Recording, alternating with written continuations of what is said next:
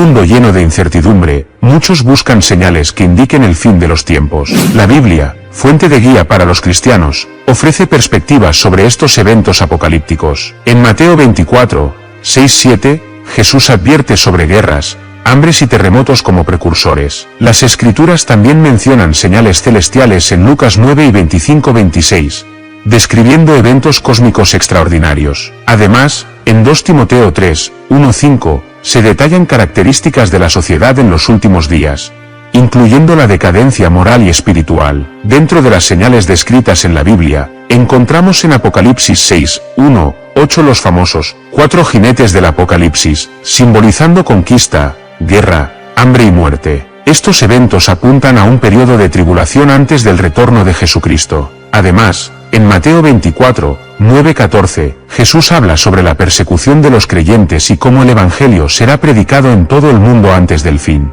La Biblia también hace referencia a la restauración de Israel como un signo crucial. En Ezequiel 37, 21-22, Dios promete reunir a su pueblo de nuevo en la tierra prometida, lo cual ha ocurrido en tiempos modernos. Este cumplimiento profético resalta la fidelidad divina. El libro de Daniel, especialmente en el capítulo 12, proporciona detalles sobre el tiempo del fin, incluyendo la resurrección de los muertos y la recompensa para los justos. Estos versículos ofrecen una visión más completa de las señales proféticas que los creyentes observan con atención.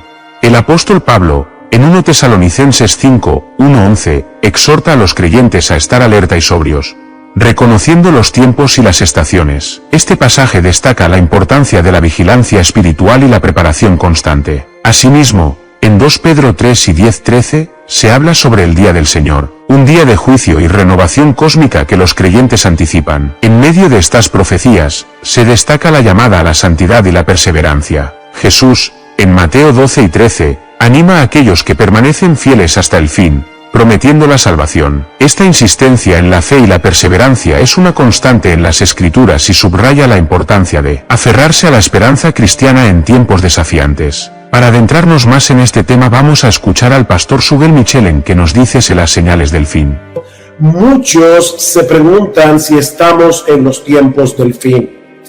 Y la verdad es que hay un sentido en que debemos responder que sí, porque desde que el Espíritu Santo vino en Pentecostés, nosotros hemos entrado en la última etapa de la historia de la redención. Es por eso que en el Nuevo Testamento se nos enseña claramente que nosotros ya estamos en los tiempos del fin o ya estamos en los últimos tiempos. Eso lo vemos en Hechos capítulo 2, versículo 17, lo vemos en 1 Corintios capítulo 10, versículo 11, en 2 Timoteo capítulo 3, versículo 1, y en 1 de Juan capítulo 2, versículo 18, donde el apóstol Juan nos dice claramente: hijitos, ya es el último tiempo. Ahora bien, yo sé que lo que muchos quieren saber es si nos estamos acercando al fin del mundo.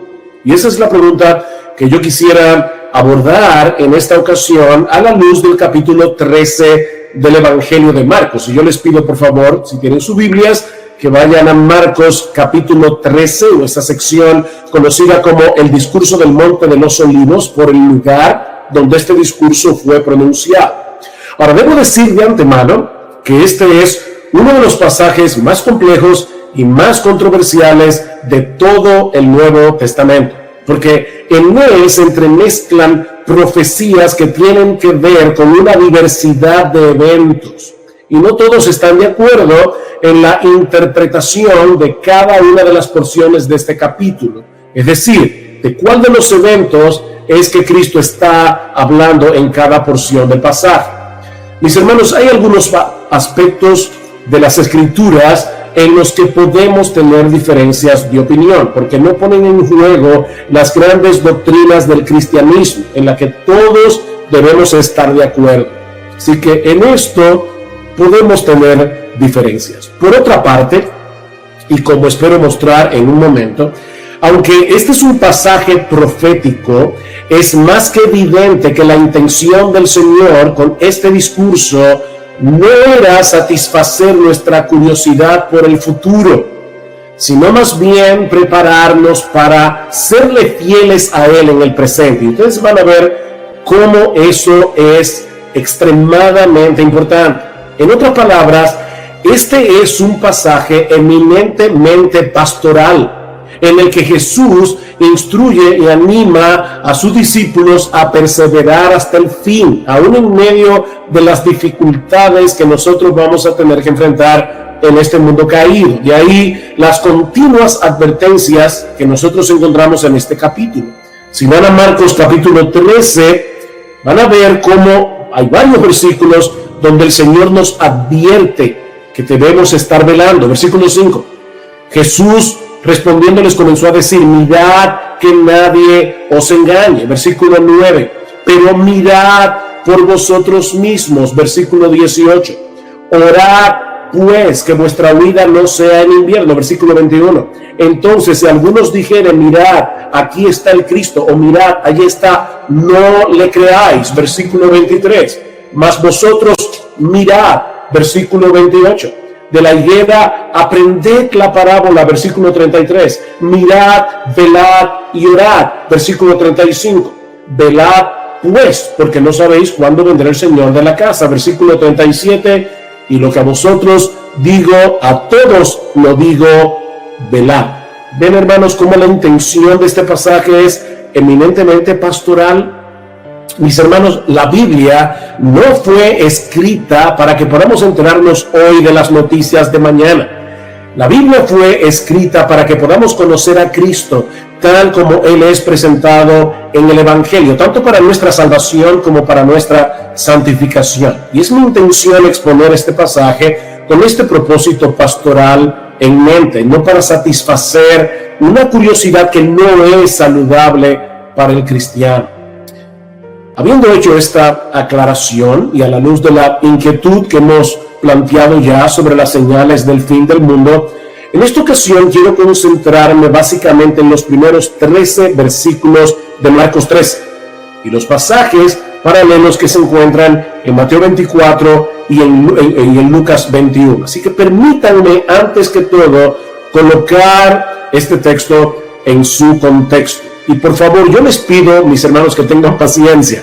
Cuando yo era niño y nos mudamos de un pueblo a la capital, mi familia estaba construyendo la casa paterna, y mientras hacían los cimientos de la casa, lo que nosotros llamamos la zapata, nosotros íbamos continuamente y a mí me daba la impresión de que la construcción no estaba avanzando. Bueno, yo les voy a pedir que tengan paciencia porque vamos a tener que primero echar los cimientos y puede ser que te dé la impresión de que no estamos avanzando, pero te vas a dar cuenta después cómo este contexto es tan importante para entender el tema que nos ocupa en esta tarde. Este discurso de Monte de los Olivos fue pronunciado durante la Semana de la Pasión, que comenzó el llamado Domingo de Ramos, cuando Jesús entró por última vez en la ciudad de Jerusalén para celebrar la Pascua con sus discípulos. Miles de personas se habían aglomerado en la entrada de la ciudad, aclamando con gozo a Jesús como el Mesías, el Hijo de David. Y mis hermanos, si no conociéramos la historia y pudiéramos viajar a través del famoso túnel del tiempo hasta ese Domingo de Ramos en Jerusalén, pensaríamos que la nación de Israel estaba experimentando un avivamiento espiritual. Pero muy pronto iba a ser evidente que toda esa algarabía no era más que una fachada religiosa, que eso no reflejaba la realidad del corazón. Unos días más tarde, Israel iba a rechazar a su Mesías. Y eso tendría serias repercusiones tanto a nivel político como a nivel espiritual para esta nación que en el antiguo pacto era una teocracia. Ese lunes en la mañana, después del Domingo de Ramos, Jesús y sus discípulos se dirigían hacia el templo en Jerusalén y encuentran en el camino una mata de higuera llena de hojas pero sin fruto. Y en un acto simbólico Jesús maldice la higuera. Ahora deben tener en cuenta que en el Antiguo Testamento el árbol de higuera representaba la nación de Israel. Jesús maldice este árbol y se seca hasta la raíz. Eso era Israel en los días del Señor. Un hermoso árbol lleno de hojas pero que no tenía frutos, a punto de recibir todo el peso de la ira de Dios por su formalismo religioso. Inmediatamente después, el Señor entra en el templo con sus discípulos, echa fuera a los comerciantes, a los cambistas y acusa a los sacerdotes de haber convertido la casa de Dios, el templo de Dios, en una cueva de ladrones. Y esa fue la gota que derramó el vaso, porque eso fue el lunes, recuerden. El martes en la mañana Jesús fue confrontado en el templo por los líderes religiosos de Israel con una serie de preguntas capciosas, tratando de que él se incriminara con sus propias palabras y así poderlo acusar delante del Sanedrín como un blasfemo. En ese contexto, el Señor les cuenta a los líderes religiosos una historia en forma de parábola. Estoy en Marcos 12, acerca de un hombre que había plantado una viña y que se la había arrendado a unos labradores. Pero cuando llegó el tiempo de la vendimia y el dueño envía a algunos de sus siervos a buscar la parte de los frutos que le corresponde, estos labradores malvados los afrentan y los golpean, llegando incluso a matar a algunos de estos siervos. Pero en vez de darles lo que merecía, el dueño decide enviarles lo más preciado que tenía, a su propio hijo, al amado de su corazón. Lo dice el texto que echándole mano lo mataron y lo arrojaron fuera de la viña. Comienzan a ver, hermanos, la intención de esta parábola. Y ahora Jesús les pregunta: ¿qué hará entonces el dueño de la viña? Y ellos responden: llevará a esos miserables a un fin lamentable y arrendará la viña a otros labradores que le paguen los frutos a su tiempo. Recuerden, hermanos, eso es inmediatamente antes del discurso del Monte de los Olivos. Ahora, obviamente la viña de esta historia es la nación de Israel y los labradores son sus líderes. De hecho, dice en Marcos capítulo 12, versículo 12, que a partir de ese momento ellos trataban de prender a Jesús porque comprendieron que contra ellos había dicho la parábola. Ellos entendieron perfectamente el significado de esta historia. De manera que esta parábola nos enseña lo mismo que la maldición de la higuera. Israel perdería su estatus de nación teocrática y la viña sería entregada a otros labradores, la iglesia, que sí producirían los frutos que se esperaba de ella. Más adelante, en ese mismo día, el Señor pronuncia unas palabras bien duras contra los escribas y fariseos. Y esto se recoge en Mateo capítulo 23.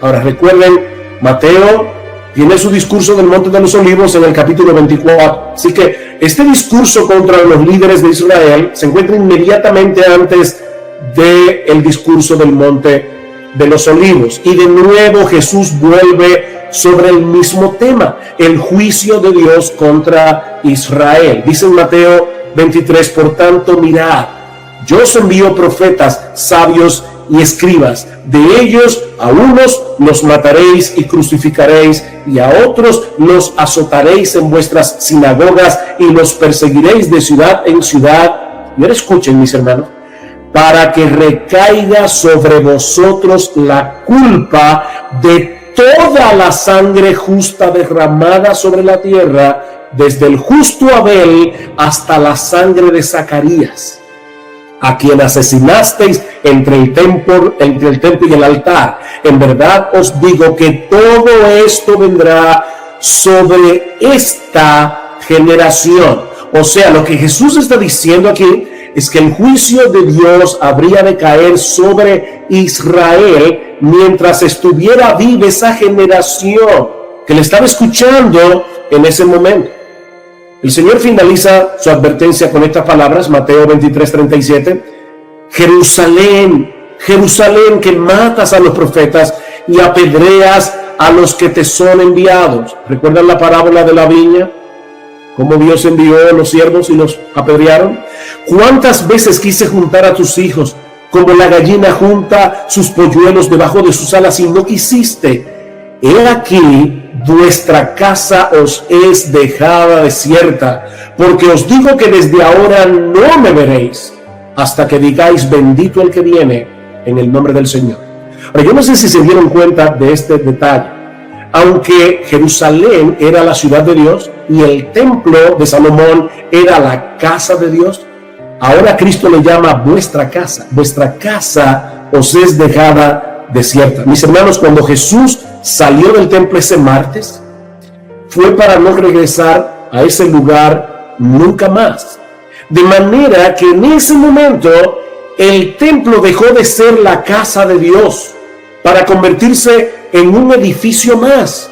Porque, mis hermanos, ¿qué es lo que hace al templo la casa de Dios? Que la gloria de Dios esté allí. ¿Y quién es la gloria de Dios encarnada? Nuestro Señor Jesucristo. De hecho, ¿no tiene algo interesante en Marcos capítulo 3, en el versículo 4? Jesús sale del templo, dice aquí, y se va con sus discípulos al monte de los olivos. Dice el versículo 4, y se sentó en el monte, versículo 3, y se sentó en el monte de los olivos frente al templo. Yo no creo que eso haya sido por casualidad o porque ese era el monte que quedaba más cerca. En los capítulos 10 y 11 del libro de Ezequiel, y yo les dije que tuvieran paciencia, que estás haciendo verdad los cimientos de la casa. En los capítulos 10 y 11 del libro de Ezequiel, el profeta ve en una visión cómo la gloria de Dios abandona el templo por causa de la apostasía del pueblo. Y esta es una forma simbólica de expresar el castigo de Dios sobre la nación. Un castigo que se manifestó cuando los babilonios destruyeron la ciudad y el templo en el año 587 antes de Cristo. Pero hay un detalle sorprendente en esta profecía del libro de Ezequiel. Dice en el versículo 23 del capítulo 11 que la gloria del Señor se elevó en medio de la ciudad y se detuvo sobre el monte que está al oriente, es decir, el monte de los olivos, como vemos claramente en Zacarías capítulo 14, versículo 4. La gloria de Dios dejó el templo antes de ser destruido por los babilonios, y eso es exactamente lo que está sucediendo aquí. La gloria de Dios encarnada, ese verbo que se hizo carne, del quien dice Juan en Juan 1:14, y vimos su gloria, gloria como del unigénito del Padre, lleno de gracia y de verdad. Esa gloria encarnada estaba abandonando el templo para ir a sentarse en el monte de los olivos. Esa casa fue dejada desierta, como profetizó Jesús, porque la gloria de Dios, que era Él mismo, ya no regresaría al templo nunca más. Un templo sin gloria es un edificio como cualquier otro. Mis hermanos, eso es lo que está en el trasfondo del discurso del Monte de los Olivos. Ese es el contexto. Y eso nos lleva ahora al segundo encabezado de este mensaje, y es la profecía de Jesús sobre la destrucción del templo. Recuerden, Jesús les dice, vuestra casa os es dejada desierta, esta casa va a ser destruida. Tal parece que estas palabras de Jesús habían dejado en shock a los discípulos. ¿Cómo era posible que el templo, la casa de Dios, fuera destruida? Vean el versículo 1 de Marcos 13.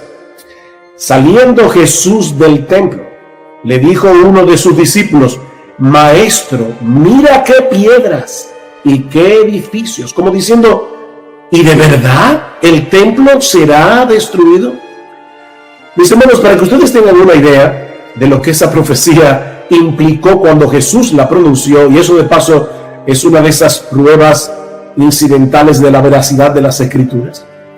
Este templo había comenzado a ser remodelado por Herodes el Grande a partir del año 19 antes de Cristo. Herodes era famoso no solo por su crueldad, sino también por sus proyectos de construcción, pero ninguna de sus obras se compara con el templo de Jerusalén. Para que ustedes tengan una idea, todo el complejo del templo cubría 35 acres de terreno, es decir, el equivalente a unas 12 canchas de fútbol. Y se calcula que algunas de las piedras que se emplearon para su construcción pesaban 1.000.000 de libras. Algunas de las columnas que soportaban el pórtico eran tan anchas que apenas podían ser abarcadas por 3 hombres colocándose tocándose, por las puntas de los dedos. De manera que para los judíos era impensable que un edificio de esa magnitud pudiera ser destruido, aparte de que era la casa de Dios. Pero la destrucción predicha por Jesús sería de tal magnitud que el templo iba a ser arrasado desde sus cimientos. Versículo 2. Jesús respondiendo le dijo: ¿ves estos grandes edificios? No quedará piedra sobre piedra que no sea derribada. No quedará piedra sobre piedra. Este iba a ser el clímax de la ira de Dios sobre esta nación por haber desechado a su Mesías, y es lo que se describe en los versículos 14 al 23 de Marcos 13. Mi postura es que los versículos 14 al 23 de Marcos 13 no predicen los días antes de la segunda venida, sino la destrucción de Jerusalén y del templo. El pasaje paralelo de Lucas 21 no deja lugar a dudas con respecto a esto. Dice Lucas: pero cuando veáis a Jerusalén rodeada de ejércitos. Ese es el pasaje paralelo de esta porción de Marcos. Cuando veáis a Jerusalén rodeada de ejércitos, sabed entonces que su desolación está cerca. Entonces los que estén en Judea huyan a los montes. El Señor no puede haber estado hablando de los eventos que habrían de suceder inmediatamente antes de su segunda venida, porque más adelante, en Lucas 21-24, Él dice a los judíos: caerán a filo de espada y serán llevados cautivos a todas las naciones. ¿Ven? Eso fue lo que sucedió en el primer siglo. Y Jerusalén será hollada por los gentiles hasta que los tiempos de los gentiles se cumplan. Eso ocurrió en el siglo primero y era algo que varios de los discípulos que estaban allí escuchando el discurso iban a experimentar. Es por eso que en el versículo 23 de Marcos 13 el Señor les dice: mas vosotros mirad, ustedes que me están oyendo, miren, porque os lo he dicho todo antes de que ocurra. Tito, el hijo del emperador Vespasiano, atacó la ciudad de Jerusalén en abril del año 70 después de Cristo. Pero la ciudad resistió por un tiempo hasta que finalmente el 24 de julio los romanos capturaron la fortaleza Antonia. El 24 de agosto quemaron las puertas del templo y 2 días después le prendieron fuego al santuario. Ya para el 26 de septiembre de ese mismo año, toda la ciudad se encontraba en sus manos hasta que Tito la arrasó completamente, tal como Jesús lo había predicho 40 años antes. Solo quedaron en pie las 3 torres del palacio de Herodes en el muro occidental y parte de la muralla. Todo lo demás fue destruido. En el templo de Jerusalén no quedó piedra sobre piedra que no fuera derribada. De acuerdo al historiador Flavio Josefo, más de 1 millón de personas murieron durante el asedio, aparte de los 97,000 judíos que fueron capturados y vendidos como esclavos. Mis hermanos, esto fue una masacre total. Es por eso que Cristo va a decir en esa porción de Marcos que esa sería la tribulación más grande que la nación de Israel ha sufrido como teocracia, ni sufrirá jamás. Por esto, mis hermanos, es que era tan difícil de imaginar para los judíos, para los discípulos, que esto iba a suceder a menos que estuviera llegando el fin del mundo. Y es por eso que los discípulos conectaron la caída de Jerusalén y del templo con el fin del mundo o el fin del siglo. De ahí la pregunta del versículo 4. Vean una vez más, versículo 3 y 4. Y se sentó en el monte de los olivos frente al templo, y Pedro, Jacobo, Juan y Andrés le preguntaron aparte: dinos, ¿cuándo serán estas cosas? ¿Y qué señal habrá cuando todas estas cosas hayan de cumplirse? Perdón. En el pasaje paralelo, en el Evangelio de Mateo, encontramos la pregunta en una forma más completa. Dinos cuándo serán estas cosas, es decir, la destrucción de Jerusalén y del templo, y qué señal habrá de tu venida y del fin del siglo. ¿Ven cómo los apóstoles parecen estar conectando estos eventos al mismo tiempo? La destrucción de Jerusalén y el templo por un lado, y la segunda venida de Cristo y el fin del mundo por el otro. Pero Jesús quiere hacerles ver ahora que habrá un lapso de tiempo indefinido entre estos eventos. De ahí las advertencias del Señor que encontramos en los versículos 5 al 13, lo que me lleva a mi próximo encabezado, las advertencias de Jesús. La primera de esas advertencias la encontramos en los versículos 5 al 8, y es que tengan cuidado los discípulos de no dejarse engañar por las supuestas señales de su venida y del fin del mundo. Por favor, lean conmigo Marcos 13. Voy a pedirles, yo no sé si ustedes están captando con mi computadora el ruido que hay alrededor, pero estamos en elecciones y eso es lo que pasa en mi país, se convierte en un carnaval. Pero escuchen lo que dice versículos 5 al 8. Jesús respondiéndoles comenzó a decir: mirad que nadie os engañe, porque vendrán muchos en mi nombre diciendo yo soy el Cristo, y engañarán a muchos. Mas cuando oigáis de guerras y de rumores de guerras, no os turbéis, porque es necesario que suceda así, pero aún no es el fin, porque se levantará nación contra nación y reino contra reino, y habrá terremotos en muchos lugares, y habrá hambres y alborotos, y Lucas menciona también habrá pestes, habrá pestilencias. Principios de dolores son estos. ¿Se dan cuenta, hermanos? Esta enseñanza de Jesús es tan clara que resulta increíble la cantidad enorme de personas que han sido engañadas a lo largo de la historia, pensando que el fin del mundo estaba a la vuelta de la esquina, porque algunos de estos eventos, como los que el Señor está describiendo aquí, estaban ocurriendo.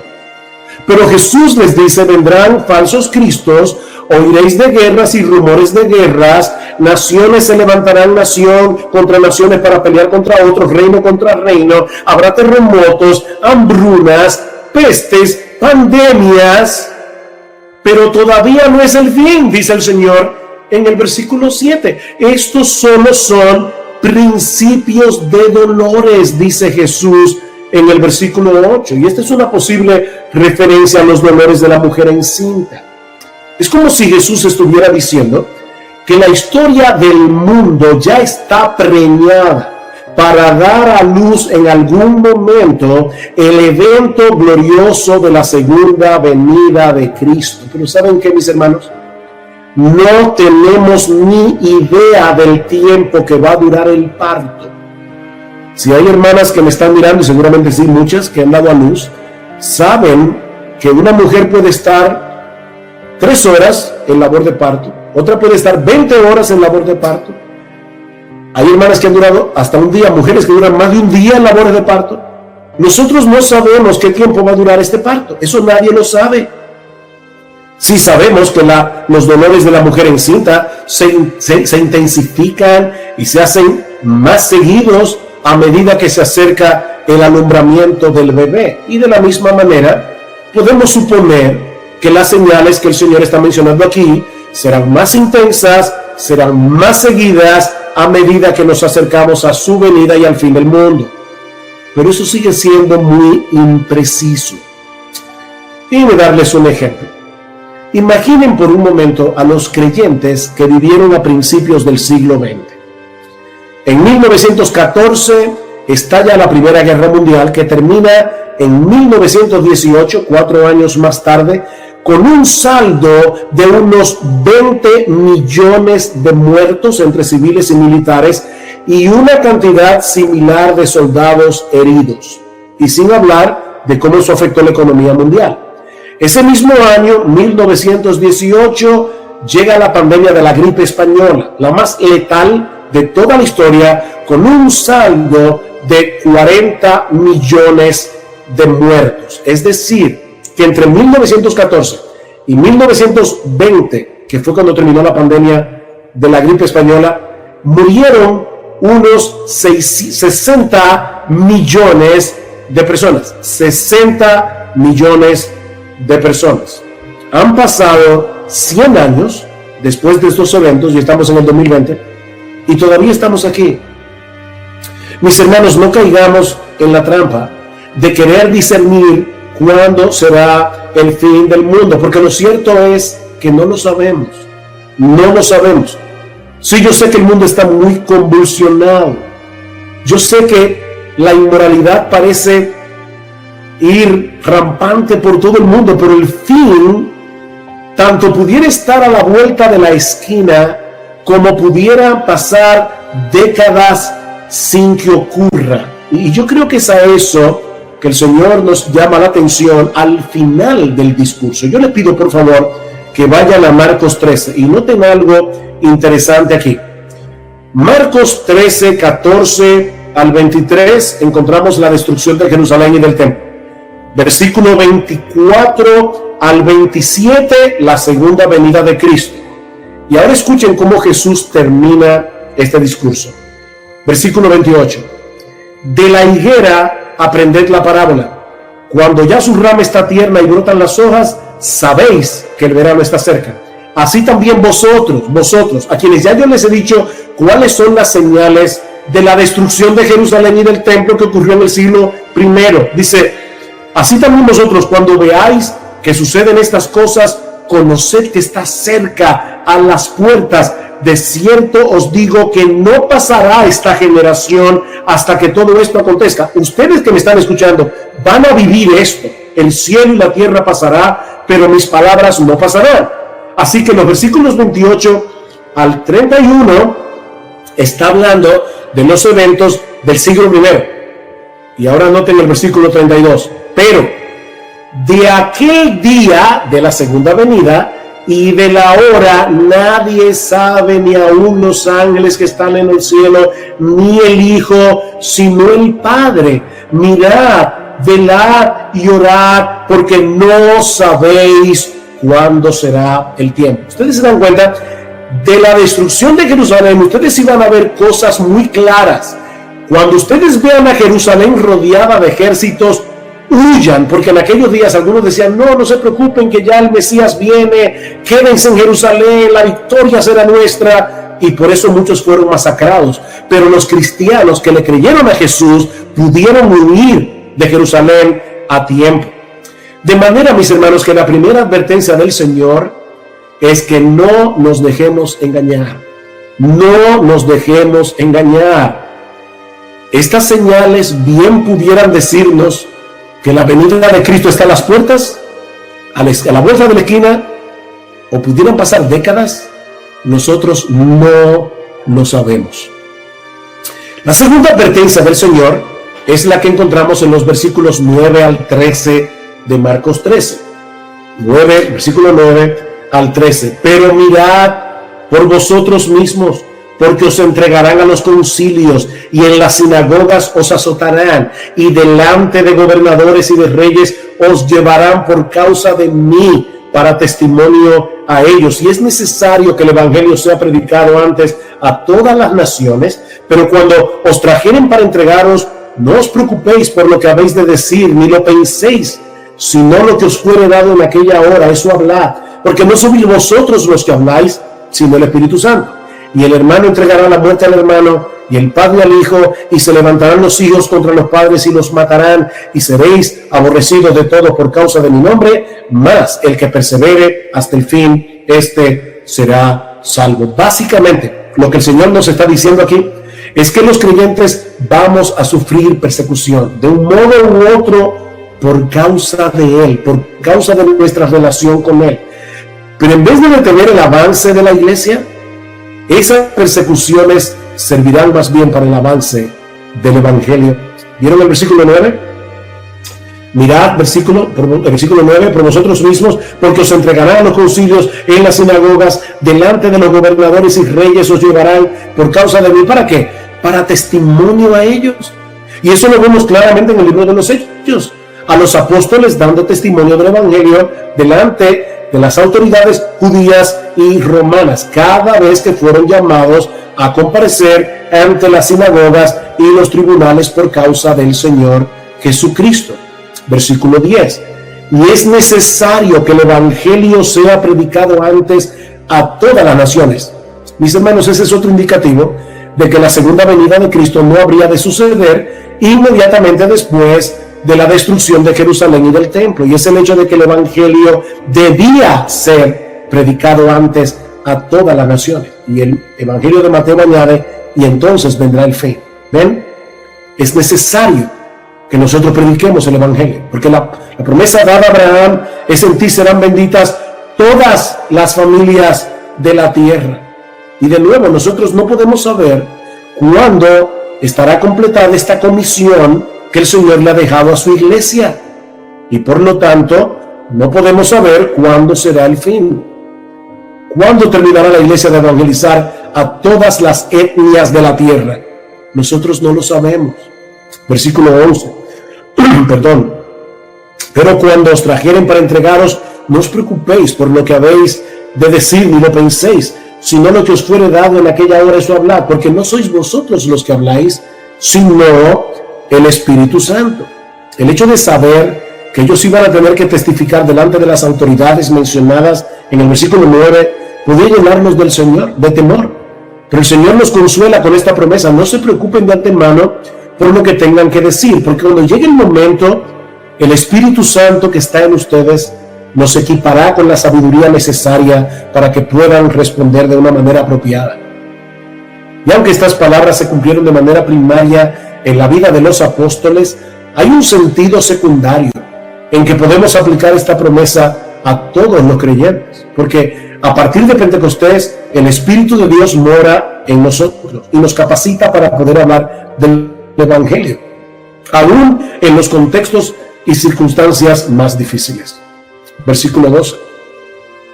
Y el hermano entregará la muerte al hermano, y el padre al hijo, y se levantarán los hijos contra los padres y los matarán. No es nada fácil experimentar persecución de parte del gobierno, pero esta persecución vendrá del seno de nuestra propia familia, y eso es mucho más difícil de soportar, es mucho más doloroso.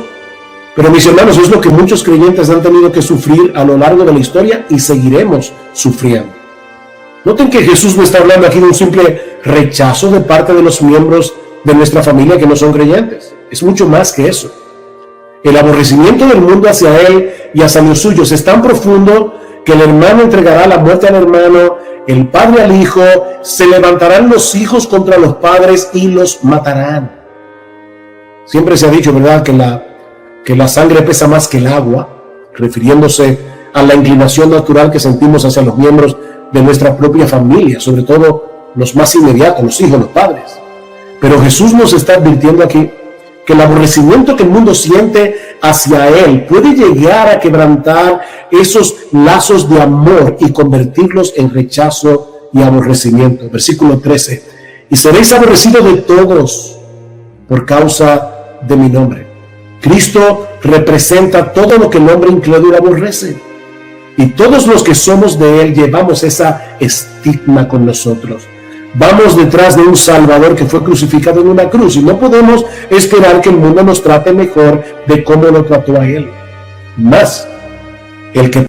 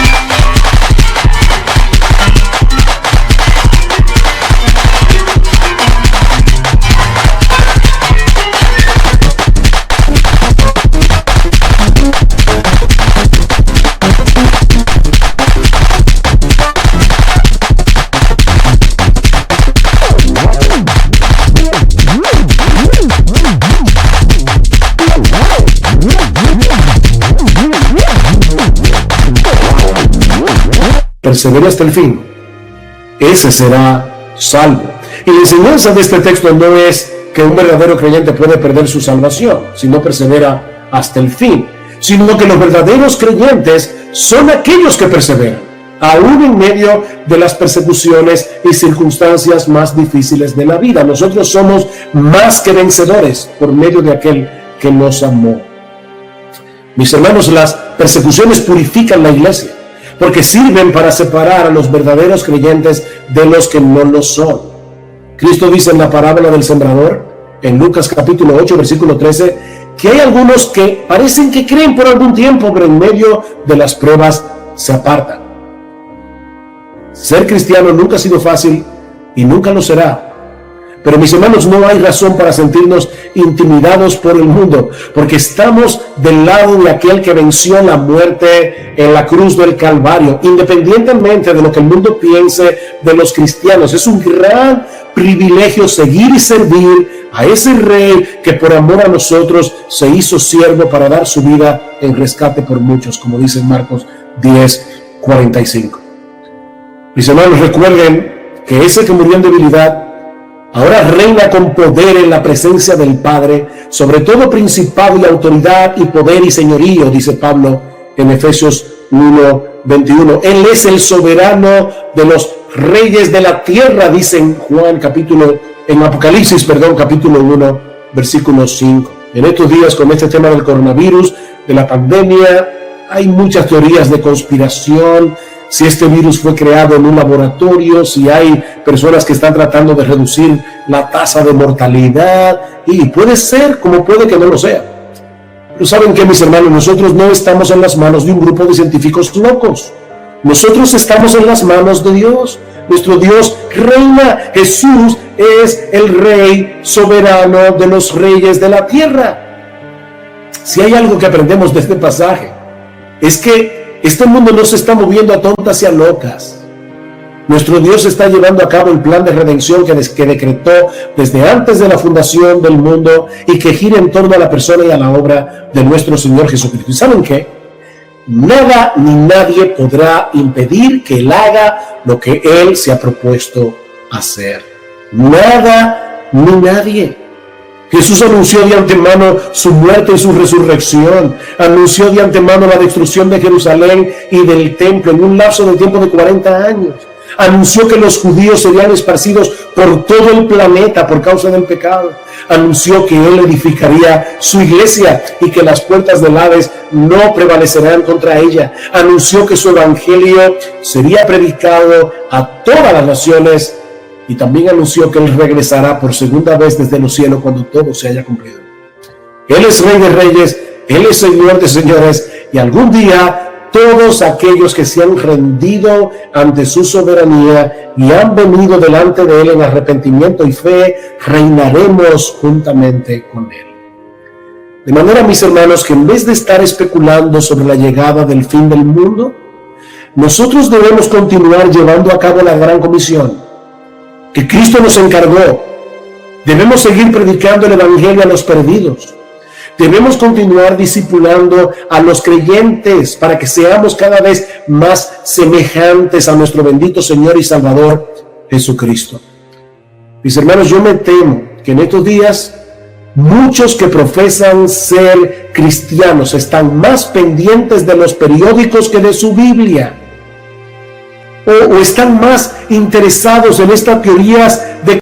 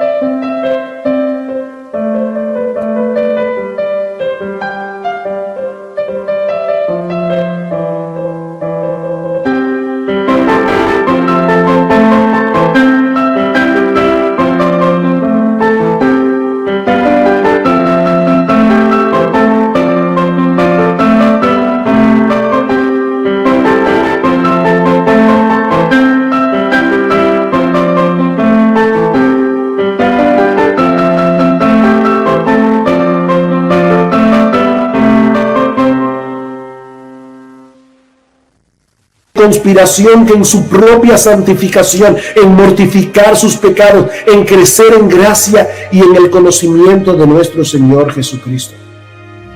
Sí debemos vivir a la espera de la segunda venida, porque esa esperanza purifica al creyente, dice Juan en el capítulo 3 de su primera carta.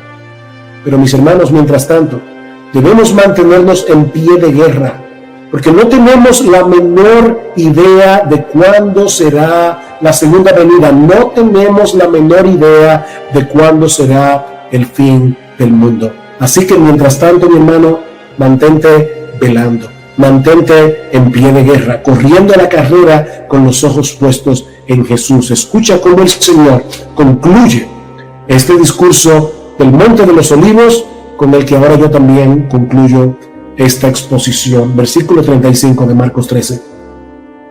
Velad pues, porque no sabéis cuándo vendrá el Señor de la casa. No lo sabéis.